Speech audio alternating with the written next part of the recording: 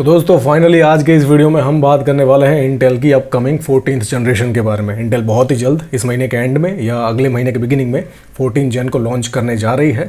Initially हर बार की तरह जो बड़े सीपीयूज़ हैं, जो हायर सीपीयूज़ है, के वाले सीपीयूज़ है, अनलॉक्ड सीपीयूज़ है, उनको लॉन्च किया जाएगा, यानी कि 14600 के, 14700 के और 14900 के, और उनके भी एफ वाले वेरिएंट, यानी कि टोटल 6 सीपीयूज़ लॉन्च हो गए इनिशियली अभी।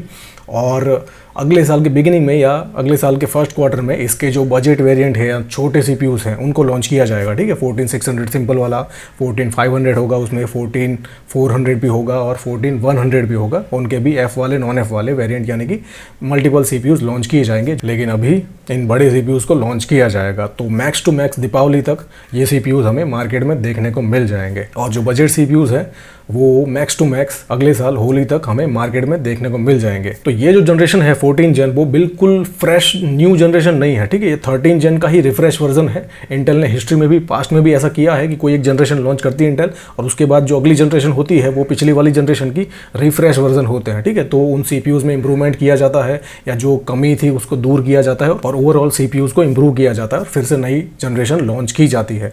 अब नई जनरेशन लॉन्च होते ही हर बार की तरह जो मार्केट है वो पूरा चेंज होगा। ऑलरेडी जो एग्जिस्टिंग सीपीयूज़ है उनकी प्राइस भी कहीं ना कहीं कम होगी, तो बहुत अच्छी चीज़ है।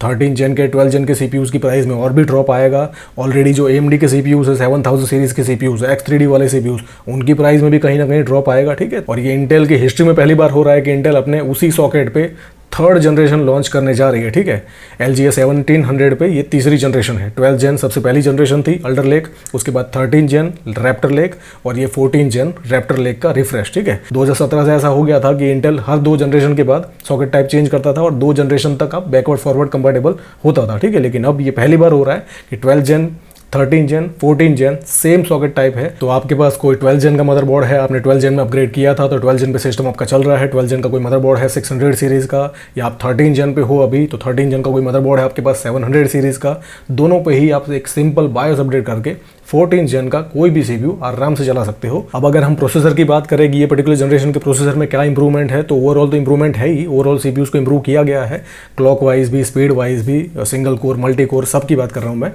लेकिन जो सबसे बड़ा इंप्रूवमेंट यहाँ पे है वो ये है कि इस पर्टिकुलर जनरेशन का जो मेमोरी कंट्रोलर है उसमें अच्छा खासा इंप्रूवमेंट है। तो ज़्यादा मेगाहर्ट्ज़ वाली रैम भी, DDR5 मेमोरी भी ये जो पर्टिकुलर सीपीयूज़ हैं वो सपोर्ट करेंगे। ठीक है, अगर हम इंडिविजुअल सीपीयूज़ की बात करें तो 14100 की अगर मैं बात करूँ तो उसमें आपको 4 कोर 8 थ्रेड मिलेगी, उसमें आपको 0 एफिशिएंसी कोर मिलेगी, सिर्फ P कोर का सपोर्ट मिलेगा। 13 जन में भी वही था। अगर हम 14400 की बात करें तो उसमें भी 10 कोर 16 थ्रेड का सपोर्ट है, सेम कहानी है। 14500 की बात करें तो उसमें 14 कोर 20 थ्रेड है। 14600 की भी बात करें तो उसमें भी 14 कोर 20 थ्रेड है। 14600K की बात करें तो उसमें भी 14 कोर 20 थ्रेड का सपोर्ट है। अब कहानी यहाँ से चेंज होती है i7 14700K से। ठीक है, पिछली वाली जनरेशन में 13 जन में इसमें आपको 16 कोर का सपोर्ट मिलता था, 8 परफॉर्मिंग कोर, 8 एफिशिएंसी कोर। लेकिन यहाँ पे जो एफिशिएंसी कोर है उसकी संख्या 1.5 गुना कर दी गई है, यानी कि 8 थी 12 कर दी गई है। ठीक है, तो 8 परफॉर्मिंग कोर मिलेगी आपको और 12 एफिशिएंसी कोर मिलेगी, जिसकी वजह से टोटल नंबर ऑफ जो कोर काउंट है वो है 20 और total number of thread count है वो है 28। अगर उससे बड़े सीपीयू की बात करें, यानी कि 14900K की बात करें, तो उसमें कोर काउंट वाइज कोई भी चेंज नहीं है, वही 8 कोर है और 16 एफिशिएंसी कोर है। तो सिर्फ अगर हम इंडिविजुअल चिप की बात करें तो सिर्फ 14700K है, उसमें इंप्रूवमेंट है। तो मेजॉरिटी जो हाई एंड यूजर भी होते हैं वो जो 700K वाला सीपीयू होता है ना उसके साथ सिस्टम बना लेते हैं। ठीक है, अच्छा खासा सिस्टम बन जाता है, चाहे हम गेमिंग की बात करें, प्रोडक्टिविटी की बात करें।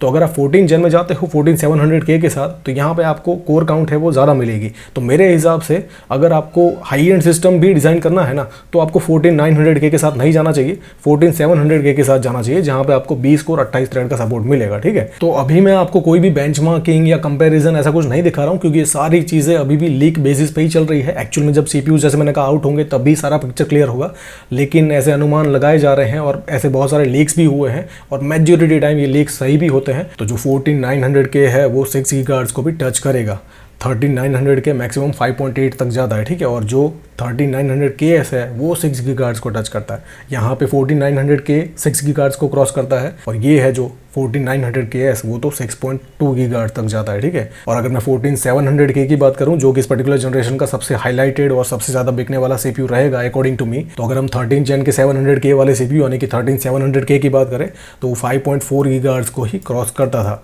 लेकिन ये 5.6 गीगाहर्ट्ज़ तक भी उसकी क्लॉक हायर है। तो ओवरऑल जो क्लॉक है सारे के सारे CPUs की हायर होगी, जो मेमोरी कंट्रोलर है ऑनबोर्ड मेमोरी कंट्रोलर उसमें भी इंप्रूवमेंट है। तो ओवरऑल ये CPUs पुरानी जनरेशन से बेटर होंगे। जब ये लॉन्च हो जाएंगे तो इस पे हम सिस्टम बिल्ड के वीडियो भी बनाएंगे।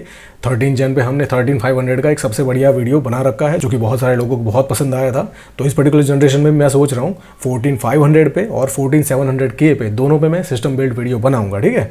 सो आई होप जो भी बताया जो भी समझाया समझ में आ गया होगा, लेकिन फिर भी कोई इशू है तो पूछिए, I will definitely answer you. Thank you so much.